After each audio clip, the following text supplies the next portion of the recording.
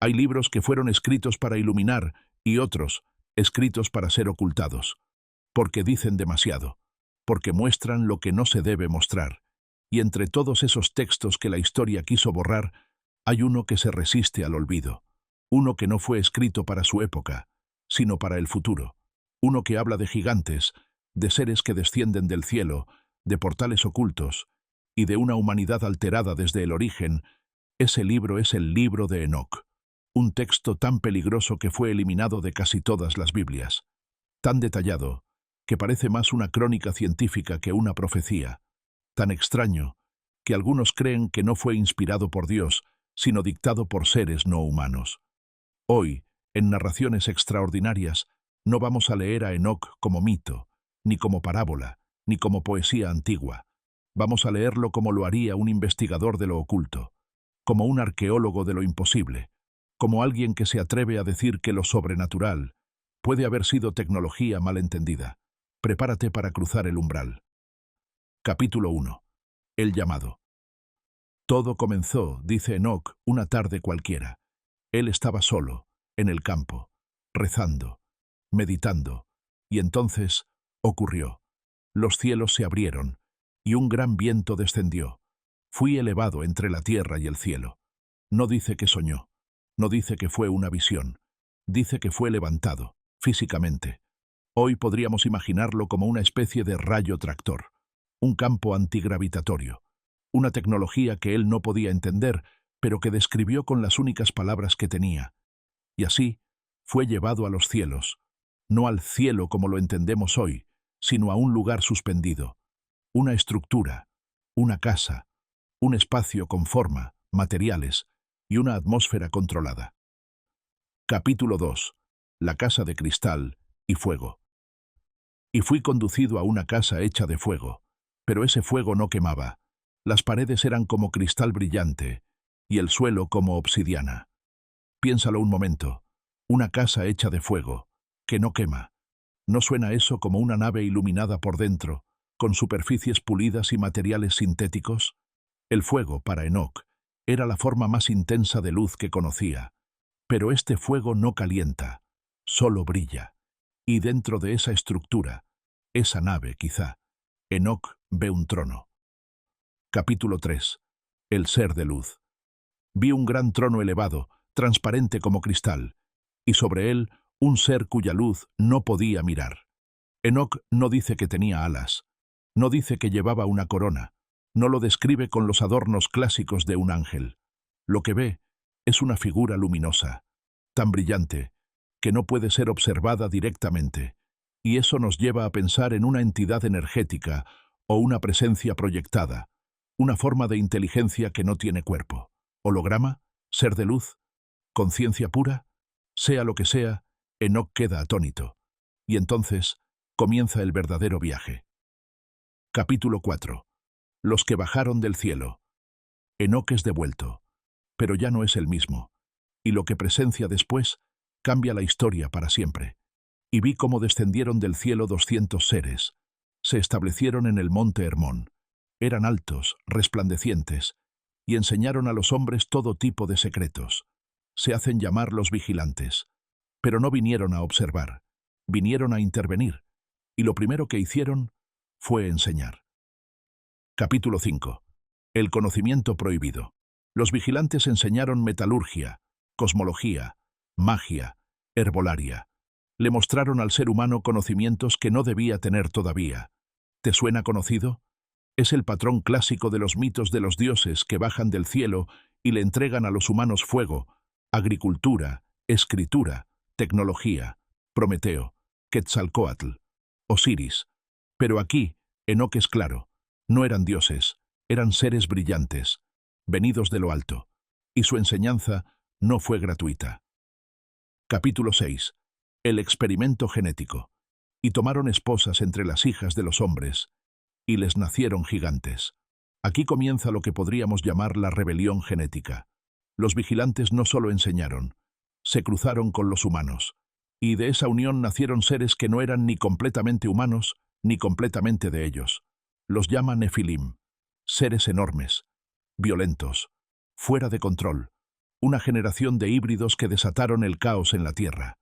¿Y si esto fuera una advertencia velada de un experimento de hibridación interdimensional? ¿Una alteración genética que desestabilizó el orden biológico del planeta? Capítulo 7. La Tierra en caos. Los Nefilim devoraban todo lo que encontraban: animales, hombres, cultivos. Su hambre no tenía fin. Imagínalo, una raza con fuerza superior, con intelecto elevado, pero sin empatía. El mundo se convirtió en su laboratorio, su campo de caza. Los humanos, impotentes, comenzaron a clamar.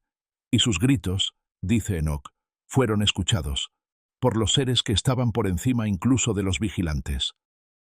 Capítulo 8. El juicio desde las alturas. Enoc es llamado de nuevo, pero esta vez para ser testigo del juicio.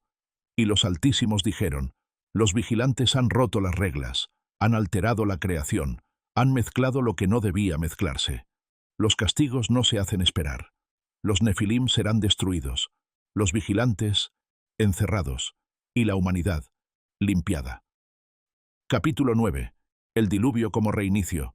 Y dijo el Altísimo: enviaré aguas sobre la tierra, y purificaré el mundo. El diluvio no es un castigo moral, como lo pintan muchas religiones. En el relato de Enoc es una operación de emergencia, un protocolo de limpieza. Se ha violado algo muy profundo, algo que ni siquiera los propios vigilantes tenían permitido hacer: el cruce de especies, la transmisión de conocimiento no autorizado, la alteración genética, y entonces comienza el agua. Capítulo 10. El elegido para recordar.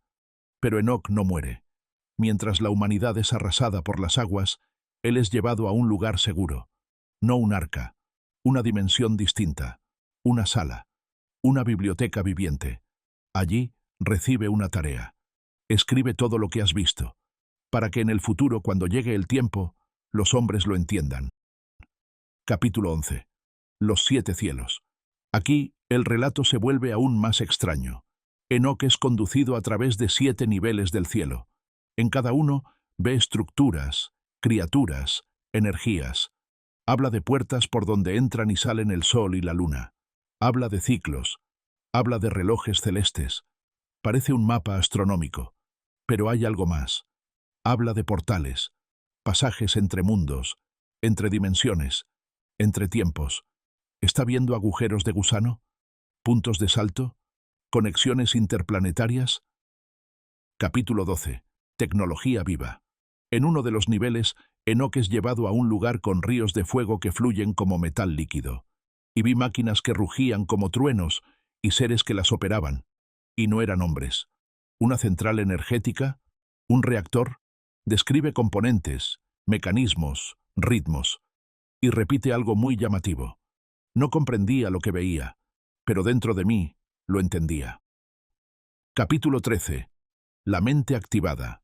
Enoc escucha voces, no con los oídos, con la mente, y esas voces le responden antes de que él formule la pregunta. ¿Implantes? ¿Interfaz directa cerebro-máquina? ¿Comunicación telepática asistida? Esto es más que un contacto. Es una descarga de información. Es como si hubieran encendido una parte de su conciencia que siempre estuvo dormida. Capítulo 14. El encargo del futuro. Finalmente, le dicen algo que te hará pensar. No escribas esto para los hombres de hoy. Escribe para una generación lejana, una que entenderá. Y ese, tal vez, seamos nosotros. Porque ahora tenemos las palabras, la ciencia, los conceptos, para entender lo que Enoc describió con asombro y terror. Capítulo 15. Los vigilantes. Aunque el juicio fue dictado, Enoc dice algo inquietante. Los vigilantes fueron sellados bajo la tierra, hasta el día del fin. No destruidos, sellados, esperando. ¿Y si aún están allí? ¿Y si las historias de seres que yacen dormidos bajo montañas son ecos de esto? ¿Y si las anomalías magnéticas en ciertas zonas del planeta son señales de tecnología antigua que aún late? Capítulo 16. Las montañas vivas. Enoc escribe: y vi 7 montañas hechas de piedras preciosas, y una de ellas era más alta, y tocaba el cielo. Sobre su cima había un trono de fuego. ¿Montañas de piedras preciosas? ¿Y una tan alta que toca el cielo? Algunos han sugerido que estas no eran montañas naturales, sino estructuras artificiales, antenas de energía, elevadores orbitales, torres de comunicación interdimensional. El trono en la cima sugiere que desde ahí se gobierna, se observa, quizás se controla. Capítulo 17. El cristal que vive. Enoc continúa. Las piedras brillaban con luz propia. Algunas palpitaban. Eran como corazones cristalinos. ¿Qué clase de tecnología puede almacenar energía en cristales vivos? Hoy hablamos de computación cuántica, de cristales fotónicos, de chips biológicos. Pero Enoc lo vio hace miles de años, y lo describió con las únicas palabras que conocía. Capítulo 18. El reloj del universo. En otro pasaje, Enoc habla del tiempo, pero no como un reloj humano.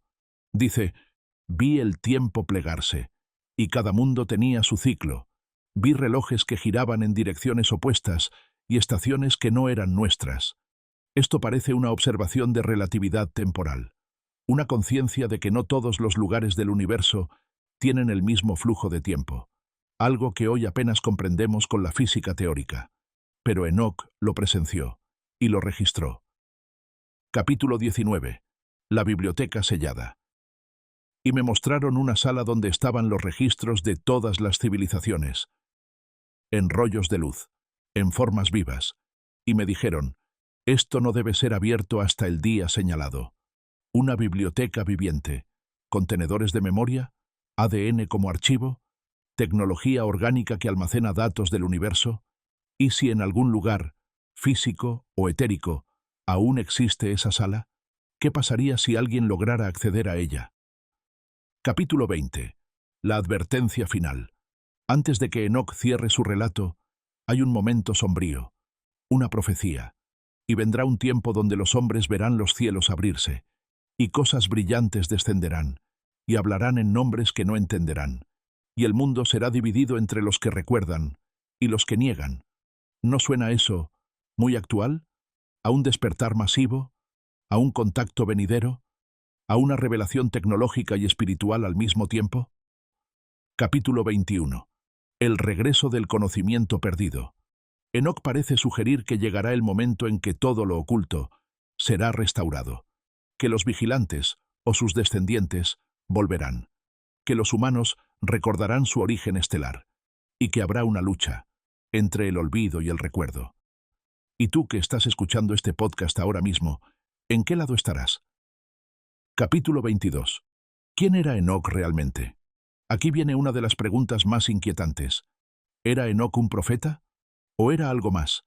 Tal vez fue elegido porque tenía una conexión más directa, un código, una sensibilidad genética, una memoria ancestral que podía activarse con el contacto. Tal vez por eso fue llevado, y por eso fue devuelto, no para predicar, sino para recordar. Capítulo 23. ¿Por qué lo borraron? El libro de Enoc fue eliminado de la mayoría de las Biblias. ¿Por qué? Porque hablaba de cosas que no encajaban, porque decía que no todo fue divino, que hubo errores, rebeliones, intervenciones externas, y porque mostraba un universo mucho más vasto y complejo que el que las religiones podían controlar. Un universo lleno de seres, de dimensiones, de tecnología tan avanzada que parecía magia. Capítulo 24. Ecos en otras culturas. Lo que Enoc describe no está solo en su libro. Hay paralelos en los Anunnaki sumerios, los Vimanas indios, los hijos del sol en las leyendas andinas, los dioses egipcios que vinieron de las estrellas y hasta en el Popol Vuh de los mayas, que habla de creadores que probaron varias versiones del ser humano. Es como si todas las culturas hubieran recibido fragmentos del mismo contacto, y Enoc, de alguna manera, fue testigo del archivo original. Capítulo 25. El regreso de los días antiguos. Al final de su libro, Enoc escribe algo que pone la piel de gallina. Y vi a los vigilantes despertar, y la tierra se estremecía bajo sus pasos, y los hombres los llamaban dioses, sin saber que no lo eran. ¿Será literal? ¿O una advertencia simbólica? ¿Y si están regresando ahora? ¿Y si no son nuevos, sino que siempre estuvieron aquí, solo esperando el momento? Capítulo 26. Las señales de hoy. Avistamientos, luces, revelaciones gubernamentales, tecnología que aparece de la nada, relatos de abducción, sueños compartidos, niños que nacen con habilidades extrañas. ¿Y si todo eso es la repetición de lo que Enoch vio?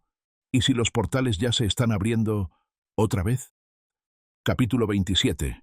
El ADN de los antiguos. Hay una teoría que dice que algunos seres humanos no olvidaron del todo, que ciertos linajes, ciertas familias, ciertos individuos llevan en su interior una chispa genética distinta, una información dormida, y que por eso algunos sueñan con estrellas, con lenguajes que no conocen, con arquitecturas imposibles. ¿Y si Enoch era uno de ellos? ¿Y si tú, que estás escuchando esto, también lo eres? Capítulo 28. El despertar global. Vivimos en una época donde las preguntas vuelven. ¿Estamos solos? ¿Realmente venimos de los simios? ¿O hay algo más? Enoch decía que al final de los tiempos, el velo caería, y los secretos del cielo serían revelados. Tal vez por eso su libro está resurgiendo ahora. Tal vez su mensaje no era para el pasado, sino para este momento. Capítulo 29. Las puertas entre mundos.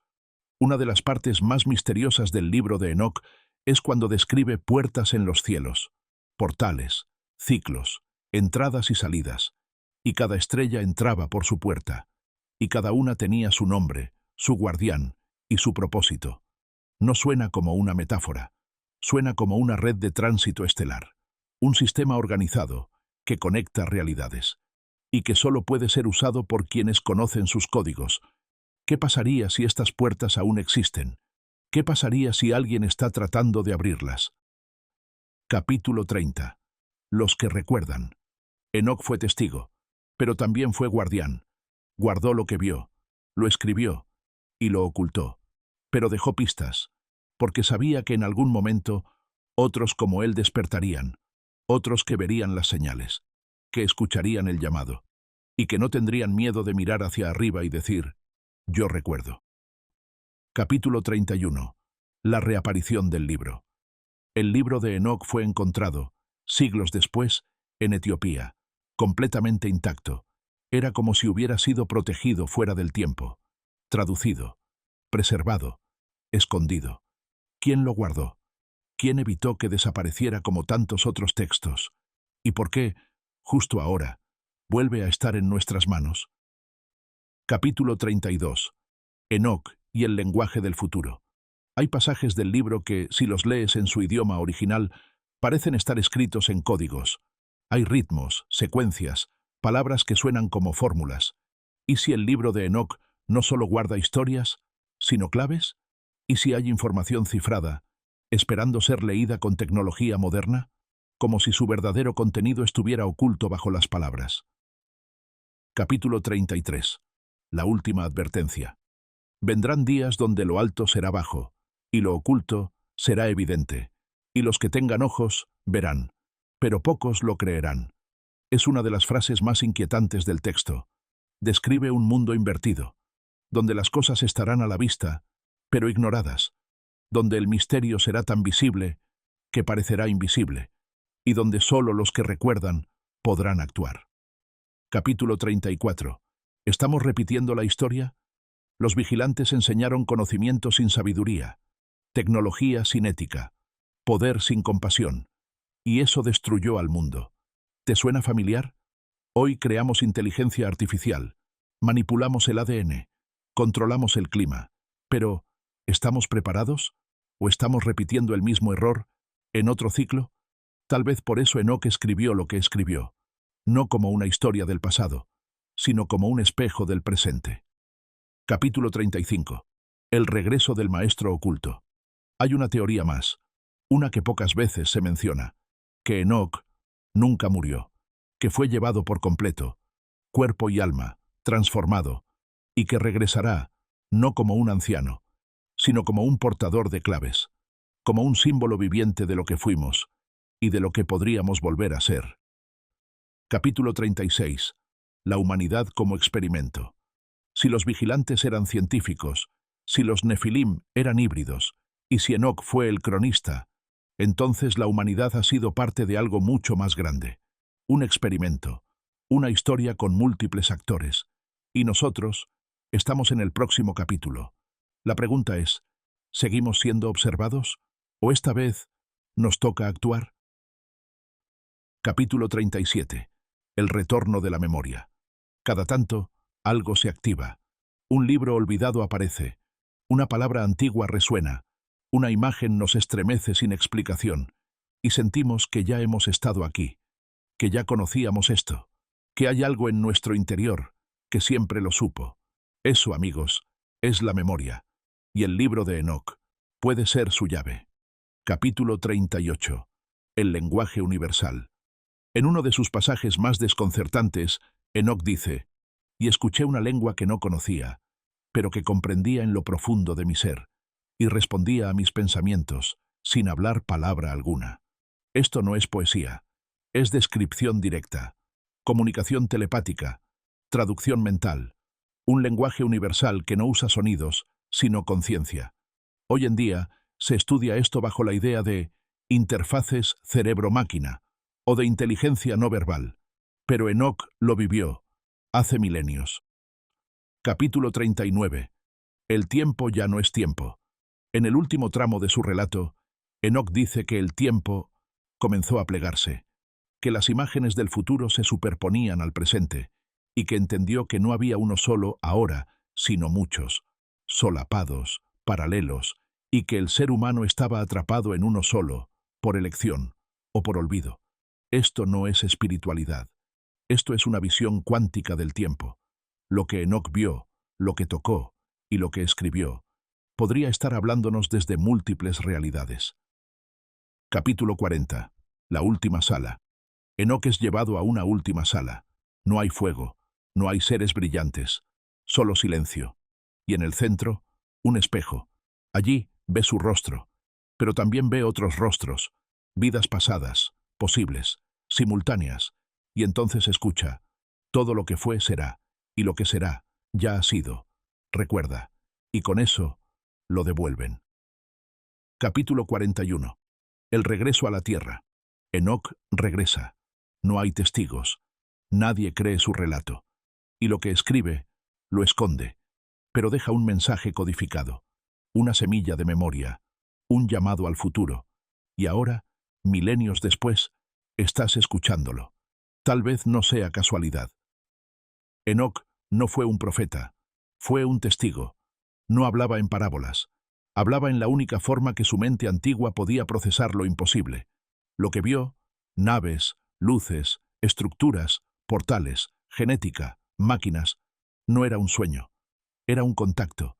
Y su libro no fue una profecía, fue un informe, uno que permaneció sellado, hasta que estuviéramos listos para entenderlo. Tal vez Enoc nunca quiso que lo creyéramos, solo que lo escucháramos, porque cada palabra escrita no fue para su tiempo, fue para el tuyo. Y así termina este viaje al libro de Enoc, un relato que muchos consideran apócrifo, pero que otros ven como el testimonio más antiguo de un contacto no humano. ¿Fue una visión o una abducción? ¿Fueron ángeles o visitantes? ¿Fue un juicio divino o un reinicio planetario? Tal vez las respuestas no estén en los templos, sino en el cielo. Y tal vez, como dijo Enoc, no todos están preparados para recordarlo, pero algunos sí. Y si tú estás aquí, escuchando esto ahora mismo, quizás seas uno de ellos. Gracias por llegar hasta el final de esta narración. Si esta historia te sacudió, te generó más preguntas que respuestas, entonces estás en el lugar correcto. Suscríbete, comparte este episodio y únete a esta comunidad que busca lo que fue oculto. Aquí, en Narraciones Extraordinarias, cada semana cruzamos los límites de la historia, la ciencia y lo imposible. Nos vemos en el próximo episodio, donde lo imposible simplemente deja de serlo. Buenas noches, y que la luz te siga guiando.